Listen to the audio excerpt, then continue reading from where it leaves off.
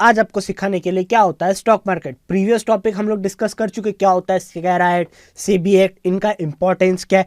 ठीक है, तो चलिए आज का टॉपिक क्या है हम लोग डिस्कस करते हैं। तो आज का टॉपिक क्या, डिपॉजिटरीज एंड इंडियन कॉन्ट्रैक्ट है कि इनका क्या इंपॉर्टेंस है। ठीक है, तो चलिए आज के टॉपिक के साथ शुरुआत करते हैं, depositories act and Indian contract act. अब डिपॉजिटरीज क्या होता है, मतलब डीमेट अकाउंट का एक फॉर्म, जो मैं आपको डीमेट अकाउंट क्या है मैं आपको पहले भी बता चुका हूँ। डीमेट अकाउंट ऐसे नहीं होता। डीमेट अकाउंट किस तरह से होते हैं, कोई डिपॉजिटरीज है उसके साथ वो अपने अकाउंट्स खुलवाते हैं कि अगर आपने मैंने शेयर्स बाय किए तो डीमेट अकाउंट में तो रहे, तो डीमेट अकाउंट में उसको मेंटेन कौन करेगा, उस पर देखेगा कौन कि नहीं ये शेयर्स आ चुके या शेयर्स जा रुके हो। तो होता क्या है, दो डिपॉजिटरीज होती है, मतलब कुछ कंपनियां जो ये देख रेख का काम करती है। तो दो डिपॉजिटरीज हैं हमारे इंडिया के अंदर, एक है हमारी NSDL, दूसरी है हमारी CDSL। अब इन लोगों का काम क्या है कि सपोज कीजिए मैंने कोई शेयर्स बाय किया, ये दो अलग अलग कंपनी है, काम इन दोनों का सेम है। डिफरेंट क्यों है, क्योंकि सपोज कीजिए कोई ब्रोकर है, ठीक है, उसको लगाना है मुझे अपना अकाउंट NSDL के साथ ही खुलवाना है। मतलब मेरे जो क्लाइंट्स हैं ना, अगर वो शेयर्स बाय करेंगे तो वो किसकी डिपॉजिटरी में जाएंगे, वो जाएंगे NSDL की डिपॉजिटरी में। मानिए कोई दूसरा ब्रोकर है, उसने बोला कि मुझे CDSL के साथ अकाउंट खुलवाना है, मतलब कि अगर उसके क्लाइंट ने शेयर्स बाय किए तो कहाँ जाएंगे, CDSL में। अब ऐसा नहीं है कि मेरे पास NSDL के स्टॉक्स हैं, मतलब कि मैंने जो स्टॉक्स खरीदिए थे वो NSDL की डिपॉजिटरीज में गए, तो मुझे NSDL की जो डिपॉजिटर है उसके साथ ही ट्रांसफ़र करेंगे। आप इंटरचेंज भी कर सकते हो कि NSDL के शेयर CDSL की डिपॉजिटरीज में जा सकते हैं, अगर कोई ट्रांजैक्शन कर रहा है CDSL का NSDL के अंदर जा सकते हैं, अगर कोई डिपॉजिटरीज ट्रांजैक्शन कर रहे हैं। तो ये दो काम है इन लोगों के। अब इन लोगों को रखा क्यों गया, पहले पता है मैं आपको बता चुका हूँ। पहले के टाइम पे क्या होता था, पेपर के शेयर्स होते थे। जब सेबी एनेक्ट पावरफुली हुई, उन्होंने क्या किया कि जितने भी पेपर शेयर होल्डर्स के उनको बताया गया कि भैया आप एक काम कीजिए, आपके जो शेयर्स है ना अब डीमेट अकाउंट में ट्रांसफर करवा दिए। मतलब अपने जो शेयर्स है ना ब्रोकर के पास सरेंडर कीजिए। आपका ब्रोकर क्या करेगा, डीमेट अकाउंट खोलेगा, उसके अंदर शेयर्स आपके पास सेफली एक इलेक्ट्रॉनिक मोड के अंदर रहेंगे। ये पेपर शेयर्स होंगे क्या होंगे, कैंसल मतलब ऐसा नहीं कि आपके पास जो शेयर्स की ओनरशिप थी वो चली गई, मतलब कि आपके शेयर्स वहां से निकाल के आपको एक इलेक्ट्रॉनिक फॉर्म के अंदर बताया गया कि ये रहे आपके शेयर्स। अगर आपको देखने सेफली कि ये रहे, मैंने इतने शेयर्स बाय किए थे, ये रहे, इतने शेयर्स बेचे थे, ये रहे, तो उसका काम ये हुआ। ठीक है, अब डिपॉजिटरीज क्या होता है, मतलब डीमटेरियलाइज करना। डीमेट अकाउंट जो मतलब डीमटेरियलाइज करना paper shares into electronic shares के अंदर। अब डिपॉजिटरीज के अकाउंट खोलते तो ऐसा नहीं वो लोग यूं ही काम करते, वो भी क्या करते, लेजर टू लेजर, मतलब एंट्री टू एंट्री हर एक चीज़ मॉनिटर करते कि किसने आज कितने शेयर्स खरीदे, किसने आज कितने शेयर्स बाय करे हुए। अब ये ऑर्डर्स तो है ना, मैं बता चुका हूं आपको, जाते हैं एक्सचेंज पे, लेकिन जब कंफर्म हो चुके शेयर्स बाय करने हैं बेचने तो कहाँ पे जाएंगे, डिपॉजिटरीज के अंदर। कौन है डिपॉजिटरी, जो भी मैंने आपको बताया NSDL एंड CDSL। अब मैं यहाँ पे डीमेट टू डीमेट में कोई फर्क नहीं होता, मतलब फ्री ऑफ कॉस्ट होता है कि मेरे पहले CDSL के अकाउंट में शेयर्स थे, मेरे को ट्रांसफर करवाना मेरे दूसरे ब्रोकर NSDL में, तो वो हो जाएगा, उसमें कोई दिक्कत नहीं होता, वो फ्रीली ट्रांसफरेबल होता है।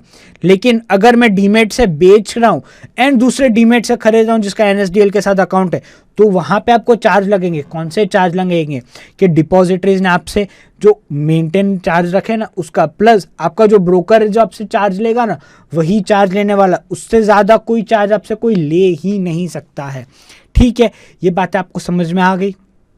तो अब एग्रीमेंट क्या होता है, एग्रीमेंट मतलब राइट्स है, ऑब्लिगेशंस, डिपॉजिटर्स मतलब दो पार्टीज के बीच में क्या होता है, मतलब एक एग्रीमेंट। जब भी कोई डीमेट शेयर्स के अंदर अकाउंट जाता है ना, डीमेट अकाउंट के अंदर कोई शेयर जाता है डिपॉजिटरीज, तो ऐसा नहीं होता, एग्रीमेंट बनता है, मतलब कॉन्ट्रैक्ट नोट जो पता है ऑर्डर्स के फॉर्म में कि मैंने शेयर्स बाय किए, किस तरह से कंफर्म होंगे, ये ऑर्डर गया था कि मेरे डीमेट में आया है ये शेयर, तो मैंने ऑर्डर डाला था, एग्जीक्यूट हुआ था, उसके बाद जाकर सर्विसेज है डिपॉजिटरीज की। अब डिपॉजिटरी सर्विस जब भी आपको देता है, मतलब मैं अपने आप से सेफली शेयर्स रखे हैं अच्छे से, मतलब कोई प्रॉब्लम नहीं हुई।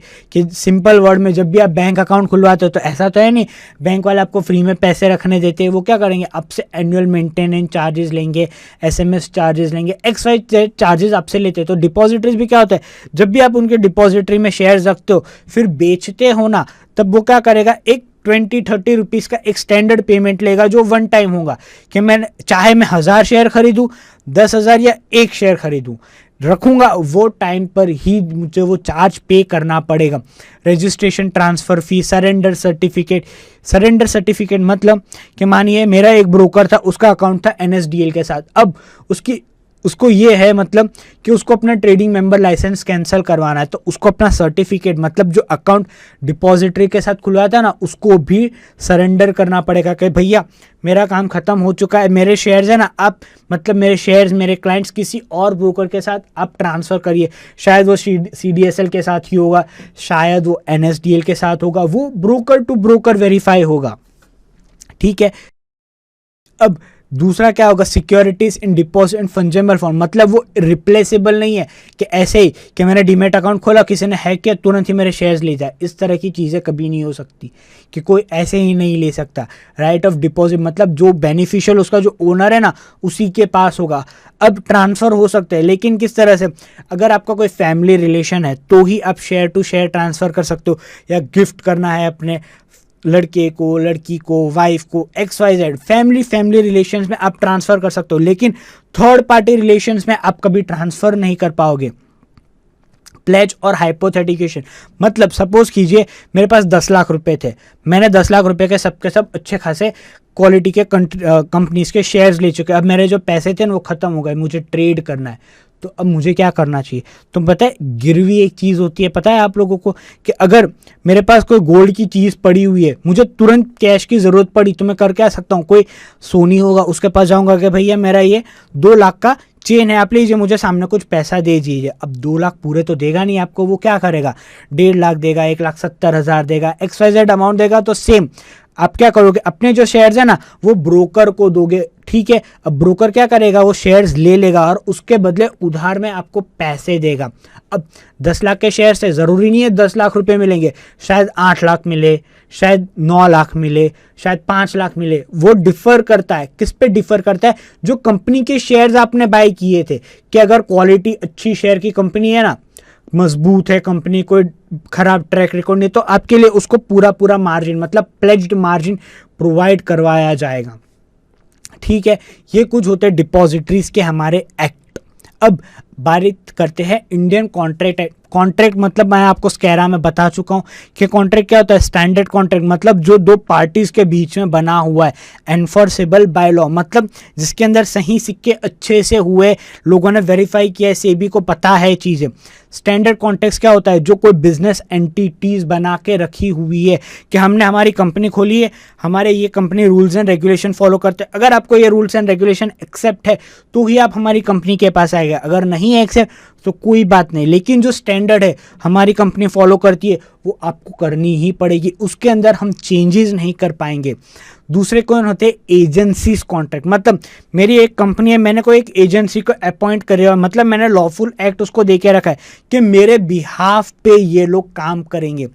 सेम चीज़ सब एजेंट, जो एजेंसी थी उसके अंडर की, कि कोई एक मेन पर्सन था एजेंसी का, उसने एक और अपना पर्सन हायर करके रखा है जो एजेंसीज के अंदर आते, तो ये सब चीज़ें होती है कुछ कॉन्ट्रैक्ट्स एक्ट के अंदर, ठीक है। तो आज का टॉपिक हमारा यहीं पे ख़त्म होता है, ठीक है। मिलते हैं नेक्स्ट लेक्चर के अंदर।